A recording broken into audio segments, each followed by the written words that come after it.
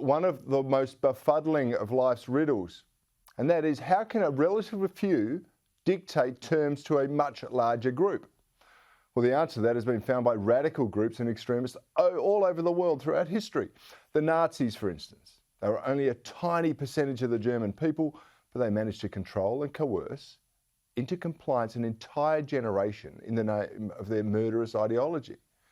There's a similar story in Iran, where a small group of Islamic hardliners beat and imprison the people who dare to buck the Sharia system.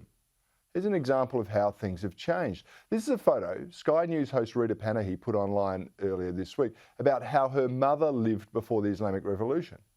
Compare that to what masquerades as equality now.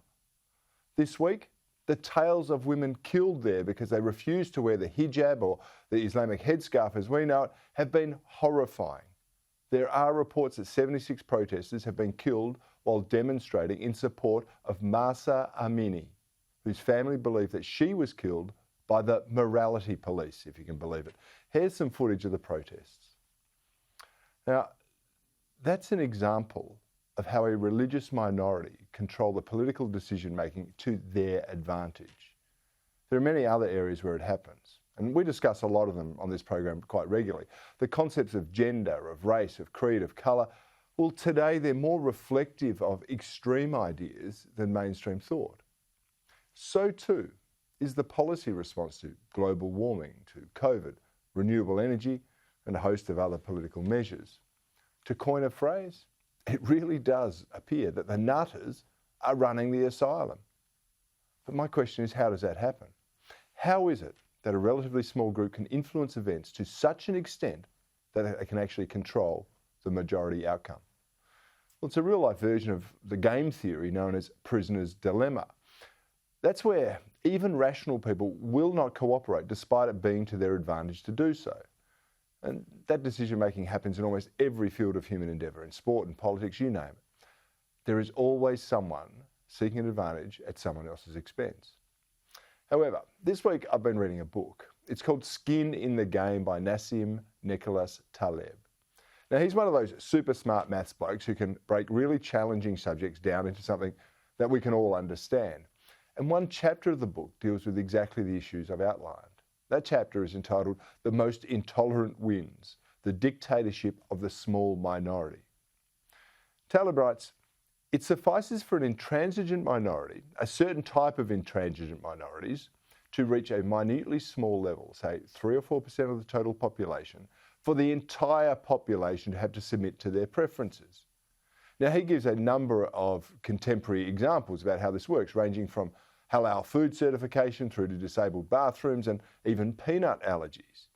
Now, in these circumstances, Taleb refers to the minority as the intransigent ones and the majority as being flexible.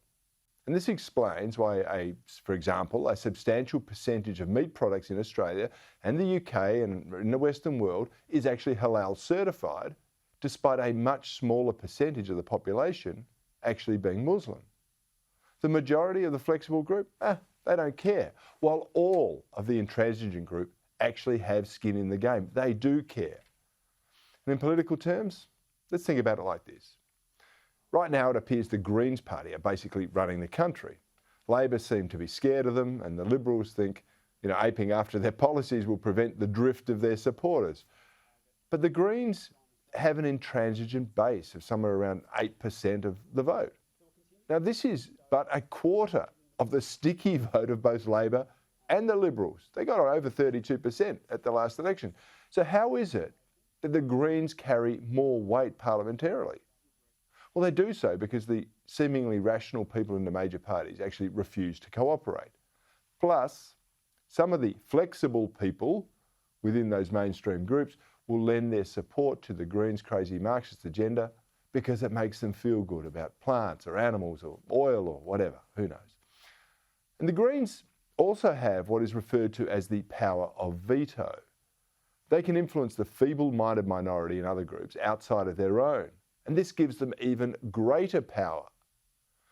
Now, let me provide you with another highly simplified example, again from the book Skin in the Game. In a group of all men, it's likely you could get away with just serving beer as a beverage. But If you add a small percentage of women to the mix, most hosts would also offer wine. But the lazy host might presume that because most men will also drink wine, he could serve only wine and save the expense of providing different drinks and actually having to wash up 2 different types of glassware. Taleb provides further examples, including a meeting of international executives at a German firm. Apparently, if just one of the group didn't actually speak German, then the entire meeting was to be conducted in English. Now you might say, Cory, what's this got to do with what's going on today in our world? Well, I'm going to raise with you the subject of cancel culture. You see, that doesn't exist because the majority of people are up in arms over some tasteless joke.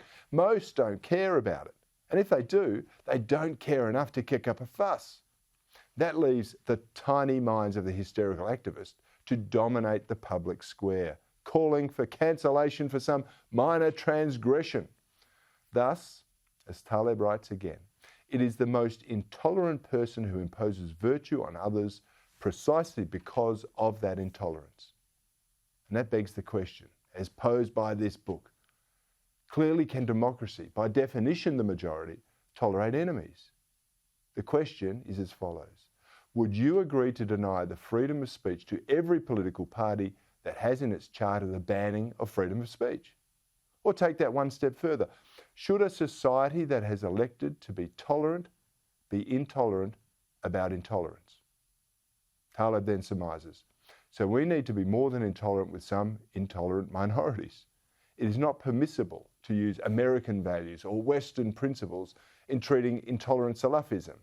That's a religious sect which denies other people's right to have their own religion. Now the West, according to Taleb, is currently in the process of committing suicide.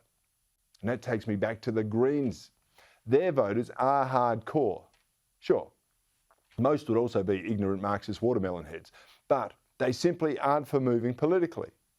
Thus, if one major party needs the support of these intransigents to form government, guess who ends up dictating the terms? The minority. And yet their terms are strongly anti-civilization, anti-people, anti-progress. They're anti-science, anti-liberty, and against free speech. Indeed, some of their representatives seem to hate the very country that's actually given them so much. Here's Senators Maureen Faruqi and Lydia Thorpe in action. Have a look at this. I have the right to talk about this history without being racially vilified. Senator Hanson's catalogue of racist filth over the past decades is widely known and truly despicable. And yet, she has rarely been held to account, if at all. The crown has blood on their hands! The crown boot is on our neck, and we are sick of it! That is the minority voice that's trying to set the agenda for the entire country. And what do most of the rest of us do? We shrug our shoulders and say, they're a tiny weird fringe. This will never catch on. Well, my message to you tonight is it doesn't have to catch on to the majority. The poison they're peddling just has to enter the minds of a few committed activists for them to start dictating terms to us all. Earlier this week, Nigel Farage and Paul Murray had this to say about it. It's not enough to simply maintain the status quo. We actually need to move the needle back to where it belongs. So again, how can we do that? Well, let me quote from Skin in the Game. It's a great book. The entire growth of society, whether economic or moral, comes from a small number of people. Society doesn't evolve by consensus, voting, majority, committees, verbose meeting, academic conferences and polling. Only a few people suffice to disproportionately move the needle.